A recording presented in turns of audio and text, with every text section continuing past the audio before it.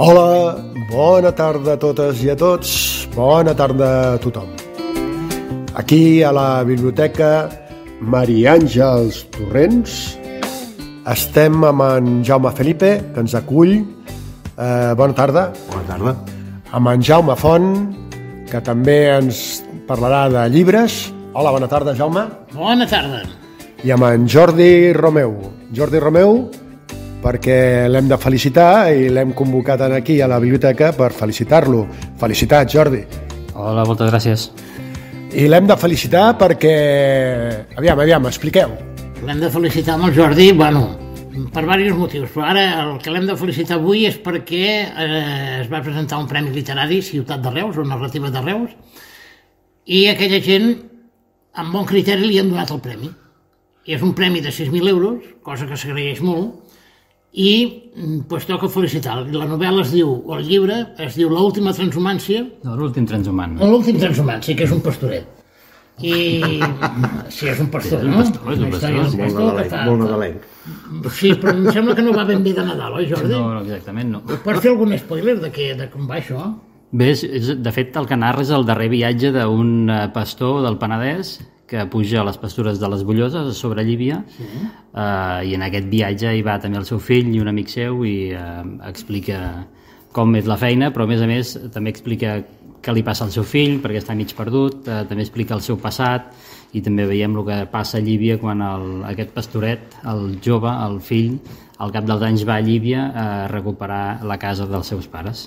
Bueno, mira, ja se m'han posat els pèls de punta, i la gallina de Pil, que deia Cruyff. Molt bé. Temps de l'acció actual, o anem narrant de darrere endavant? Hi ha tres temps de narració, una als anys 80, una que és actual i una que és el passat proper, o sigui, fa 3 anys, més o menys. Podríem explicar què són aquestes 3 línies. Quants personatges hi surten? Bé, el personatge principal és el Josep, sí, home, ja, que és el Josep Rabatllat, és el fill del pastor, aquest que fa la transhumància. I és el protagonista, però realment ell explica tant la història del seu pare com la seva. Per tant, és una mica un coprotagonisme de tots dos. I a part d'això, de protagonistes laterals? I llavors tenim, per exemple, hi surt un tal Jordi, que és un escriptor de Sant Pere de Riudebitlles. Sí? Quina imaginació! Quina imaginació!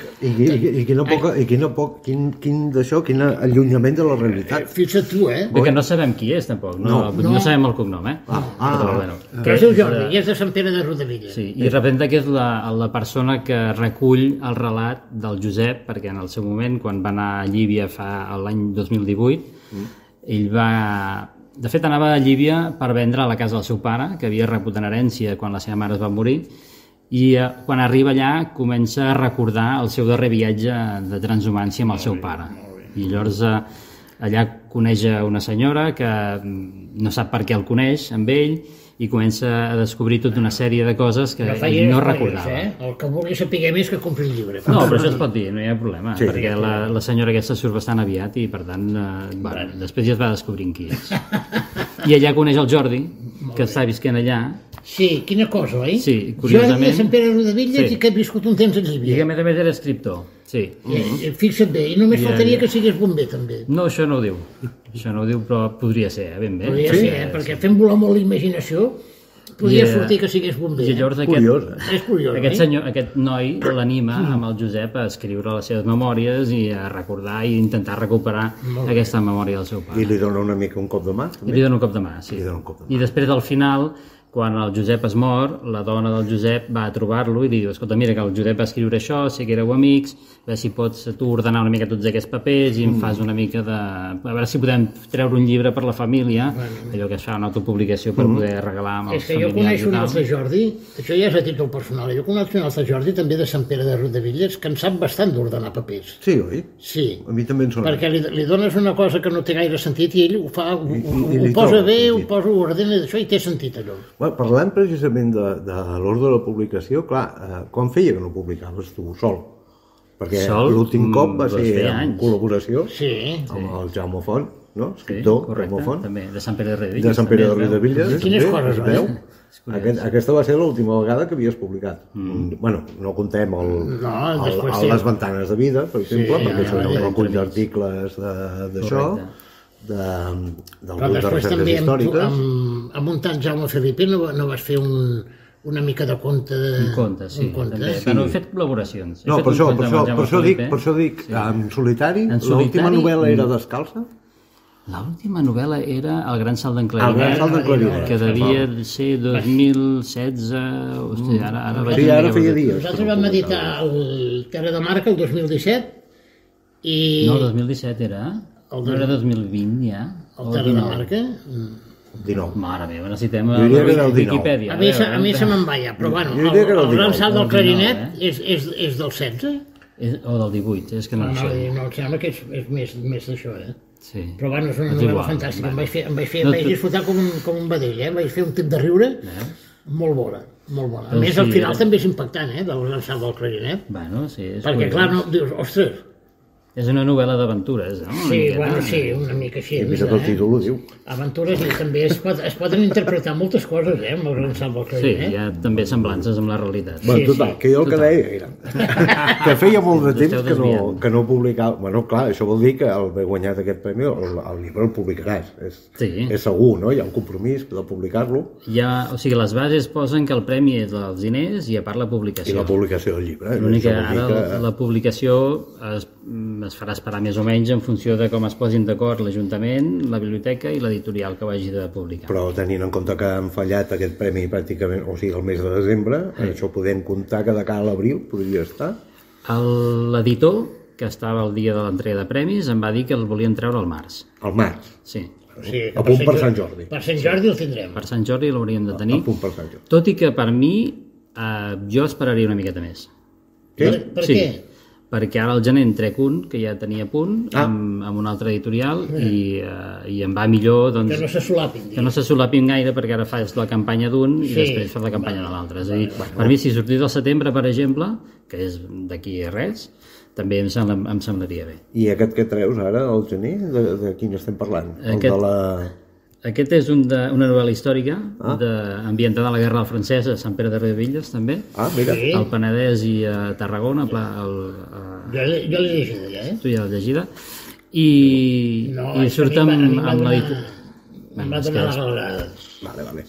És el que hi ha. Sí, té influències. Cap problema, no, cap problema. No, però jo em volia fer una... Però espera, que estava explicant una mica la novel·la d'aquesta, de què va. Aquesta novel·la històrica es diu Germans de Guerra, parla de la Guerra francès, la publica F2, que és una editorial que es dedica sobretot al gènere històric, però més aviat de no ficció. Té tota una col·lecció de llibres de fotografies que són de molts pobles i de moltes ciutats. F2 del Papiol, i ells publiquen sobretot assaig. Passa que tenen una línia de novel·la històrica, que a mi m'agrada molt perquè és com molt sèria i molt ben documentada, i quan m'ho van proposar doncs els vaig dir, doncs sí, em sembla bé, perquè és una novel·la, és un totxo. Són 540 pàgines. Ui, no és veritat. 540 pàgines. És un totxo en el sentit que serà grossa. Serà grossa, però passa molt bé. Però jo també penso que és divertida. I jo volia fer la suggerència de que no la publiquessis encara. Perquè és una novel·la per presentar el Néstor Luján. Aquesta ja està... O sigui, el contracte està firmat, la portada ja està feta, les galerades ja les estic corregint i ja està tot lligat. Mira que vaig pensar, aquesta... Si en Terra de Marca quasi van fer feina al Néstor Luján, amb aquesta la faries del tot, estic seguríssim. Penso que pot tenir tanta sortida com el Néstor Luján, l'únic és que, clar, és un premi i l'altre és, mica en mica, va sumant. Els de F2 estan molt contents, diu, ens agrada molt com està quedant, la portada realment és impactant, ja la veureu quan toqui. A mi em va agradar molt. I el de dintre diuen que està prou bé, per tant, jo soc una mica subjectiu, però... No t'enganyo, i em costa llegir amb ordinador, perquè tu m'ho vas donar amb el pen aquell, vaig estar 3 dies i alguna més. Bueno, en 3 jornades i alguna més. Vas llegir ràpid, diguéssim, perquè... És que no pots parar. Són pàgines. No pots parar. Bueno, ja és això. A més, aquestes edicions de F2 tenen una cosa que és que posen uns codis QRs a les pàgines, en algunes pàgines on tu tens com referències, és a dir, per exemple, parlo de la plaça de l'església de Sant Pere de Riudebitlles, doncs tens un QR que t'envia a la meva pàgina personal i allà hi ha fotos antigues de la plaça de l'església, no? O si surt un personatge històric, doncs hi ha un enllaç a la Wikipedia d'aquest personatge històric, i això és com un mes a més que té. Ja serà un llibre amb tècnica avançada. Bueno, ells en la col·lecció aquesta ho fan així i a mi també m'agrada molt bé. Perquè al final tens molta documentació, clar, jo tinc molta documentació abans de fer la novel·la aquesta, em vaig documentar i tot el que tinc doncs no em faig res, perquè no hi surt tot a la novel·la. Llavors, si algú vol ampliar informació, doncs mira el codi QR, entra al web i pot ampliar una miqueta. A part de la lectura de Germans de Sang, de Germans de Guerra, vaig detectar que hi havia un treball de recerca brutal, Bueno, és aquest, o sigui, en tota la novel·la històrica hi ha d'haver aquest treball. Sí, evidentment, ja ho sé, però em va cridar molt l'atenció perquè verdaderament hi ha un treball de recerca que s'ha de reconèixer que és molt, molt acurat. Bueno, per mi és un període molt apassionant perquè hi van passar moltes coses, també aquí a Sant Pere i el Penedès, que és molt desconegut. Perquè, bueno, no s'hi ha donat mai interès, no hi ha hagut mai cap novel·la que... Va ser una guerra molt cruenta, Bueno, és que el problema és que van passar per aquí els francesos i no tenien cap mena de resistència més que la gent del poble. Llavors, de fet, el subtítol de la novel·la és El poble contra l'imperi, perquè al final va ser això. O sigui, l'exèrcit espanyol estava gairebé desmembrat, havien desaparegut, les autoritats es van deixar fer el que van voler pels francesos i, per tant, qui va reaccionar en realitat va ser el poble. I, a més, va ser també una mena de revolució. És a dir, a Vilafranca, per exemple, els sometents van entrar a sang i foc i van matar, no pas a francesos, van matar els burgesos d'aquell moment que els estaven collant amb impostos o amb crèdits. En nom de l'imperi, també. Bueno, no en nom de l'imperi, però sí que era com una mica d'opressió contra el poble, i el poble es va rebel·lar contra els francesos, però va aprofitar també per fer una mica de revolució, fins que van arribar els eclesiàstics i els van reconduir cap als seus interessos. Els van donar la comunió i els van calmar. Els van calmar, però també per interessos propis. Evidentment. Perquè els francesos, ja sabeu que després de la Revolució Francesa eren bastant laics. Per tant... Però a més ho expliques molt bé. I ara que has dit això de Vilafranca, ara he recordat un passatge que em va fer riure molt, que és quan es troben un noi i una noia en un casino i fan una cosa ràpida. Una soirée, una festa... Una soirée, exacte. Era com una imitació de les festes franceses. Sí. Però votacions d'una manera que jo ja m'hi trobava allà, Sí, home, està bé. Hòstia, té que veure què passa aquí. Una mica de marro, tant no passa res. Una mica de marro, però ben explicat, amb molt de gust, vull dir, les coses com sigui. Perquè el marro també, si està explicat de manera grollera, a vegades tampoc t'agrada massa. Tampoc ve de gust, sí. Però ho vas fer molt bé. Escolta, jo tinc una curiositat. Amb les bases del premi de Ciutat de Reus, vaig llegir que la novel·la tenia que tenir entre 250 i 300 pàgines, és cert això? No sé si eren 250 o 150, entre 150 i 300. No, fins a 300 podia arribar. Sí. Més no. Més no. Bueno. I tu ja ho tenies... O vas tenir que retallar-ho? No, vaig haver de retallar. No vas tenir que retallar? Crec que era la llargada que tenia era la que vaig enviar, no... Està bé. I com te vas trobar el dia del repartiment de premis? Bueno... Et va impactar o què? Perquè és tot un món, això, Sí, no, va estar bé. Vaig fer un discurset que va durar 6 o 7 minuts, que el penjaré a Instagram un dia d'aquests, suposo que demà o així. Déu-n'hi-do, perquè parlar 6 o 7 minuts... Bueno, vaig explicar una miqueta que la sensació era que hi havia 57 originals, no? I dius, home, cada 57 et trien el teu, és com, a veure, què ha passat aquí? Perquè segur que n'hi ha molts que estan ben escrits, que el teu els hi agraden més. Però que tenen qualitat, segur que els altres. Però jo no he dit això, jo he dit que el teu els hi agraden més. Sí, però la pregunta que em feia jo era, per què van triar aquest i no un altre, no? Llavors vaig intentar explicar que jo el que havia intentat posar a la novel·la era algun fet diferencial, que n'hi ha diferents. Un, explicar la transhumància, sí, està molt bé, però després també fer-ho a través d'un personatge que tingués unes característiques concretes, d'una emoció, de buscar sempre aquell plus que faci que aquella novel·la, a part d'estar ben escrita, tingui alguna cosa que et faci aprendre, que et faci sentir unes emocions X, que et faci viure un món diferent, i tot això és el que potser fa que hi hagi aquest clic, no? Que a més d'estar ben escrita et faci triar una en comptes d'una altra. Ara sembla que estiguis descrivint la descalça, per això. Bueno, no sé, també era això, Era això. De fet, descalça la també és això. anar a explicar un món que desconeixem i que està bé que es preservi, no? I tant, Bueno, ja ho això és una miqueta Perquè també aquest el joc. món de la transhumància entenc que ha desaparegut, aquesta El món transhumància de la que feia, transhumància ja no hi és. que ha desaparegut, no? Es conserva com a cosa folclòrica. Sí, Encara es fa alguna però com per preservar-ho. sí, de fet s'està fent un treball turístic entre diferents pobles de l'antic camí de Marina, que és el Camí de Marina, que va de Santa Margarida dels Monjos fins a Llívia, per recuperar aquest camí, senyalitzar-lo, no sé què. Però clar, tot això és de cara al turisme, però la realitat és que la transhumància, tal com es feia abans, no es pot fer, perquè tot el camí està tallat, és a dir, a tot arreu hi ha viaductes, a tot arreu hi ha autopistes, que si trens, que si ciutats... Sí, se'ls han posat obstacles amb el camí natural, se li han posat obstacles, per tant, d'això. Però això que fan del camí de la Marina, que està molt bé perquè més fan nits als pobles. Llavors, per exemple, la primera etapa em sembla que era des dels Monjos fins a Guardiola de Font-rubí, pot ser? No ho sé exactament. Sé que vam fer parada a Guardiola de Font-rubí, llavors munten com una espècie de corral per les ovelles, que no sé quantes en porta el Joaquim, sé que el pastor es diu Joaquim. Llavors, de la tarda que arriben fins que marxen, estan allà al corralet, i la gent del poble les pot anar a veure, i la canalla també, i molta canalla queden sorpresos perquè no han vist mai una ovella. Una ovella, viva. Cosa que abans era impensable als pobles. Indirecte. Bueno, aquí a Sant Pere, segur que recordeu quan passava el Guillem, no?, amb el seu ramat, era també un espectacle. Hi havia 2 o 3, no?, el Guillem... Jo recordo el Guillem, que era ja l'últim que quedava, que també hi havia el Pep Cabestany, que també tenia ramat. El Pep també el recordo, i en recordo un altre també, jo que no sé... Bueno, hi havia el Triguero, que en tenia un de petitó, també. Amb 4 cabretes que tenia el Triguero, sí. Però bueno, el Cabestany era el Pep. El Guillem era el que tenia el ramat. I el que anava a la muntanya a pasturar.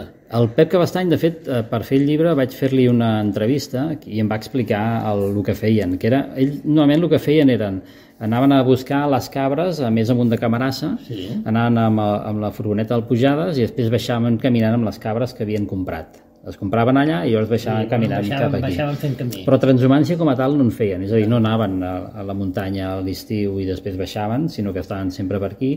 L'únic és que quan feien una compra anaven allà a buscar-les. No? Bueno, però sí que hi havia molts pastors, però normalment eren pastors del Pirineu. Eren grans majorals, no?, que tenien 1.000 ovelles, que a l'estiu estaven allà a casa seva, a la zona del Pirineu, i després baixaven a la plana, al Penedès, també n'hi havia que anaven al Maresme, anaven a diferents zones, estaven per aquí a l'hivern, perquè a dalt les pastures estaven gelades o hi havia neu i el clima massa fort, i després quan tornava a venir la bonança tornaven a pujar amunt cap a casa seva. Normalment era això. Llavors això és una mica el que jo he narrat. Ja has narrat la vivència del pastor, del fill del pastor, i altres coses al mig que no cal que les diguis. Bueno, hi ha molts secrets. Hi ha una trama principal, però hi ha moltes trames que s'entrellacen. Hi ha moltes coses aquí. No. Si vas a recuperar la casa dels avantpassats i una dona pel mig i coses d'aquestes, hi ha d'haver... Hi ha moltes coses. Jo ja estic impacient per llegir-la. Bueno, veiem. Perquè aquesta no me la vas portar, eh? No, aquesta no. Mira, que si te'ls porto totes estaràs tot el dia llegint. És que estic tot el dia llegint, eh? No sé. Home, el que sí que hauríem de començar a pensar ja és a veure quan les presentem totes. Bueno, les dues, no? Primer, si vols, la del francès, després l'altra. Però haurem d'esperar que surti editada. Sí, no, clar, però bueno, ja podem agendar-ho. Però contem, sí, entre tots, a fer una presentació aquí a Sant Pere quan surti, quan calgui. Sí, a veure, jo crec que la primera que sortirà serà aquesta de Guerra del Francès. Ells la volen tenir ja ara al gener. Ja et dic, estic corregint galerades ara i col·locant aquests QRs que s'han de col·locar, però també tinc molta feina i per tant ja els dic que... Els QRs? Sí, jo els dic on han d'anar. On han d'anar i quin enllaç han de seguir. Evidentment. I llavors, si jo els envio ara, és que no sé... Bueno, és igual, al gener jo penso que sí que ja estarà. En qui tractes de fer dos? Encara hi ha l'Alcoberro allà de Cap Major? No, amb el Jaume. Ja l'Alcoberro? No. L'Alcoberro era el jefe. Hi ha els dos, sí, però l'Alcoberro crec que va plegar. Llavors ara hi ha 2 Jaumes. El Jaume Alcàzar, que és el que... Són bona gent, els Jaumes, Sí, en general, sí. En general són molt bona gent, Sí, molt bon tractar, molt amables... No coneixem cap de molt parit. No, comprensius. Sí. Bé, bueno, jo en coneixo un de Silvestrat, que és el meu fill, però és bon xicot. Bueno, però no... En tot cas. Deixem-ho així. Bueno, i la veritat és que fins ara molt bé, i han fet una portada superxula perquè la fan amb un dibuixant, sembla una foto, però és un dibuixant. Serà un original, diguéssim, doncs. Sí, un senyor que pinta i els hi fa novament les portades, i ha fet a la portada surt un sometent així amb cara agarrida, i és bastant impactant i està bé. Amb cara de mala bava. Sí. I el trabuc, poder, també.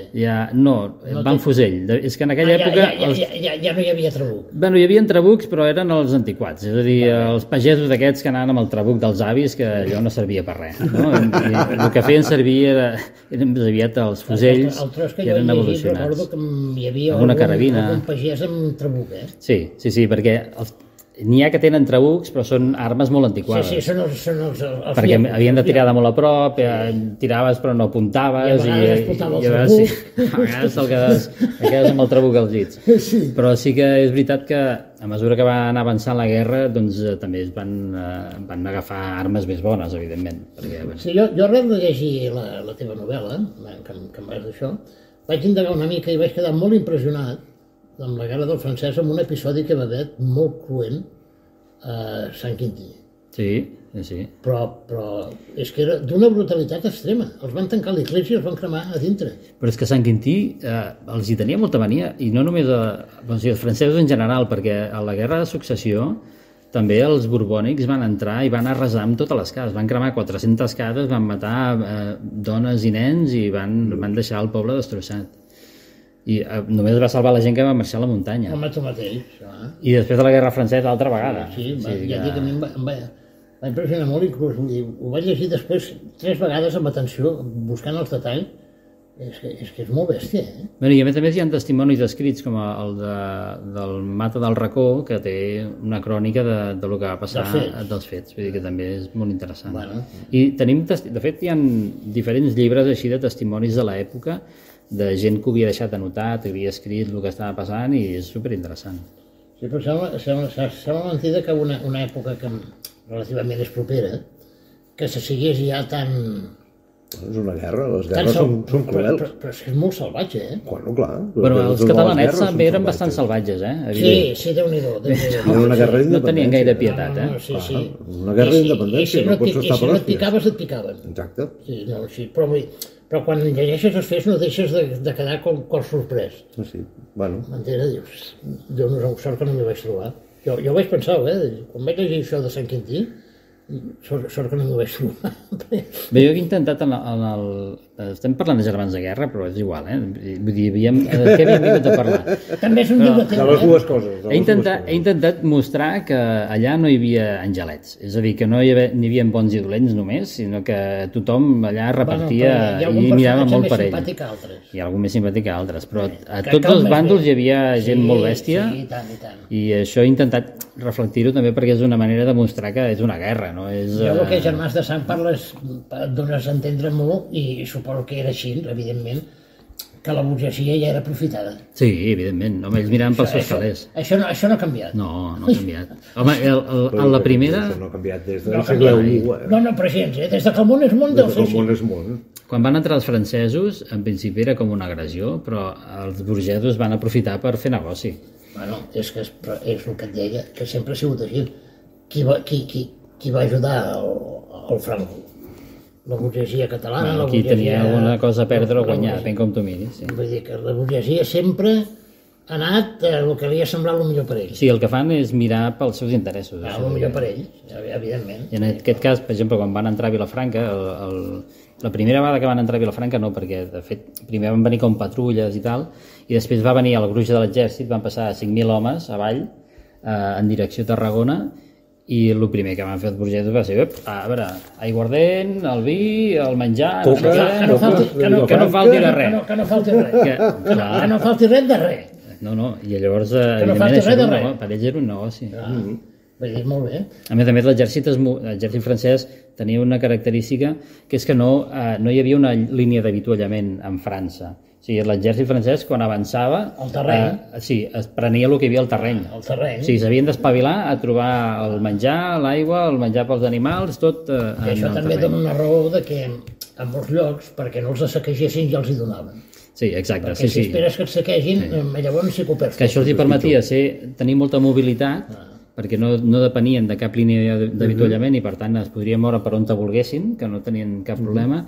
I el que sí que és veritat és que es van limitar a tenir controlades les vies de comunicació, és a dir, no entraven als pobles, no anaven cap a les comarques, no entraven a les muntanyes, això ho deixaven, i ells només anaven com a grans ciutats i línies aquestes més fàcils de seguir, no? Sí, bueno, perquè era la manera de controlar el territori però sense haver-se de desgastar més en compte. És que llavors per controlar el territori de l'altra manera necessites molta més gent. Necessites molt més exèrcit. Llavors pot ser que ja necessites una línia de subministrament, d'avituallament. Que això va ser el que va perdre el Napoleó a Rússia, Sí, però és que en aquell cas també, en teoria, havien de bastar-se amb el que tenien, però el problema és que, clar, a l'estepa no n'hi ha. No hi ha res. Set no en van passar, però ara en devien passar molta. I les sedents hi van quedar-hi.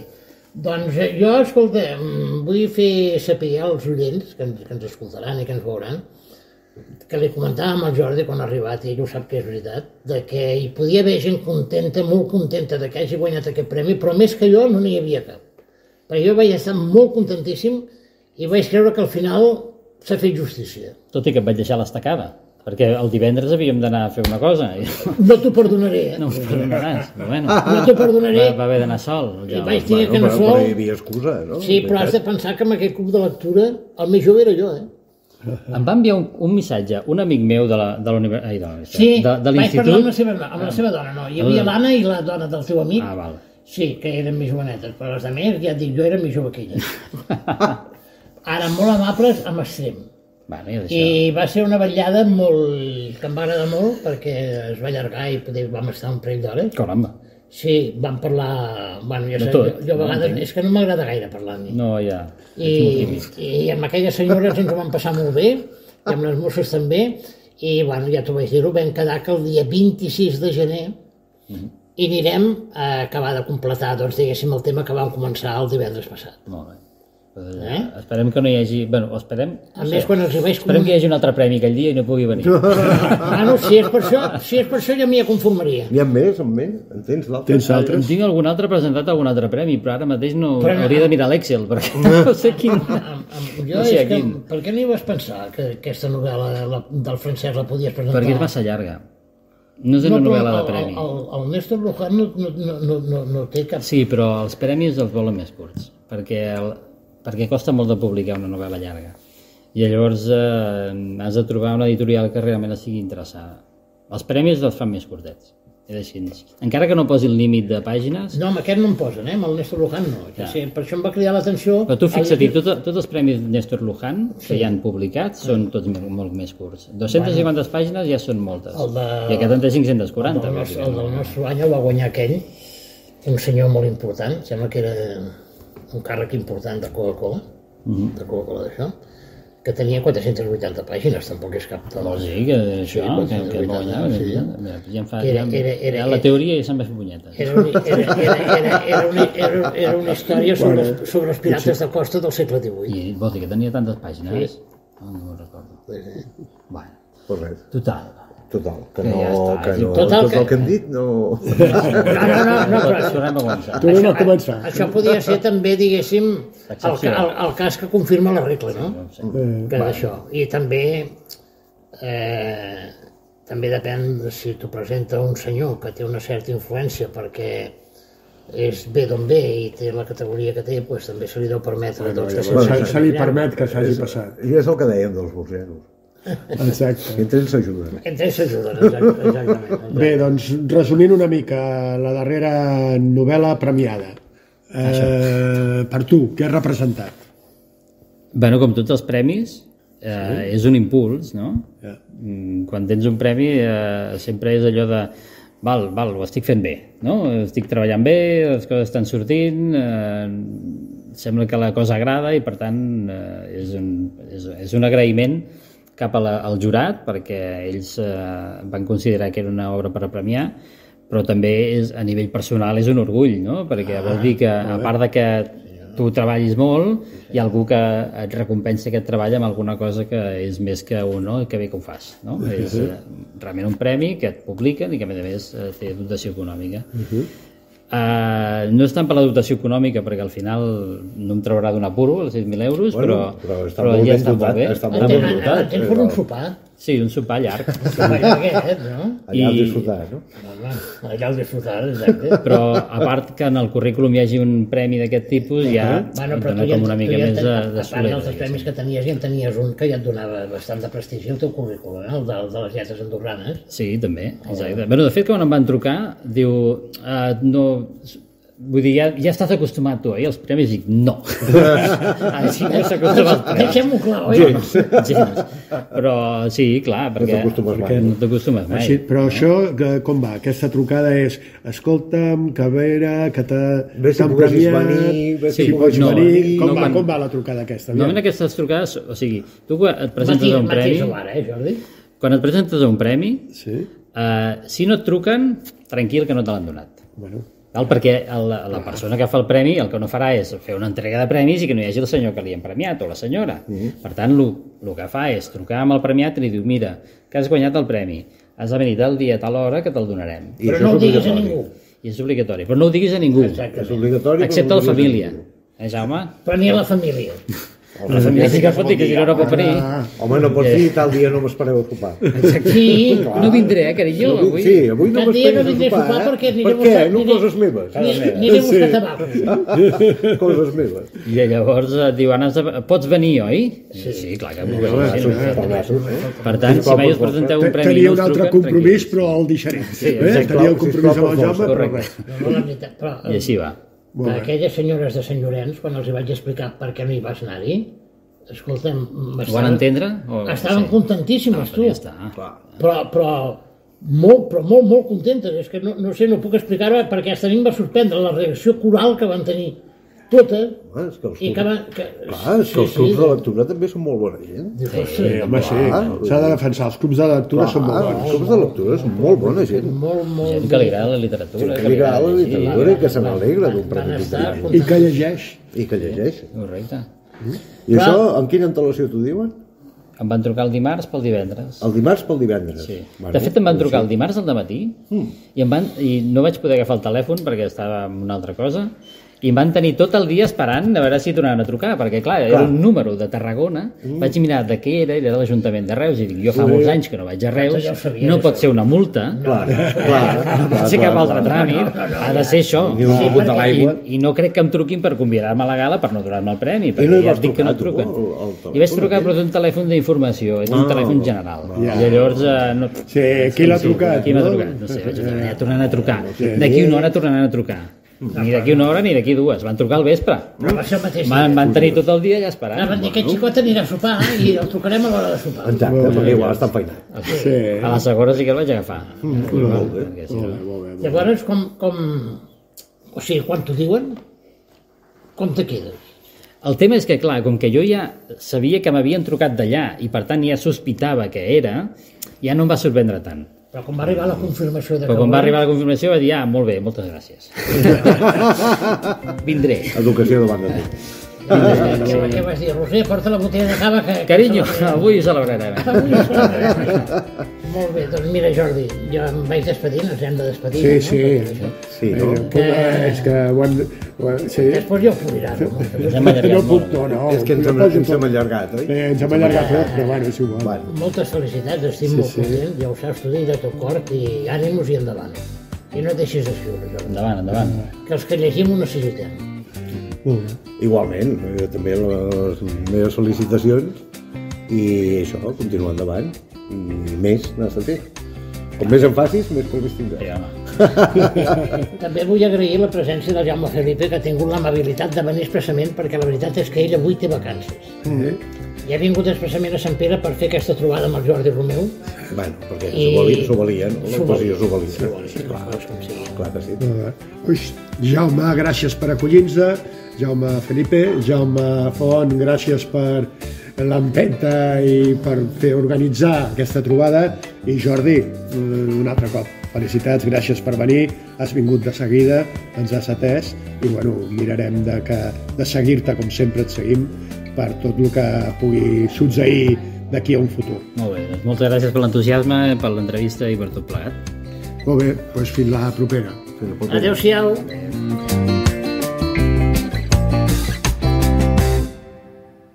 Ona Villas, 107 FM. Escolta'ns a través d'internet per onabitlles.cat.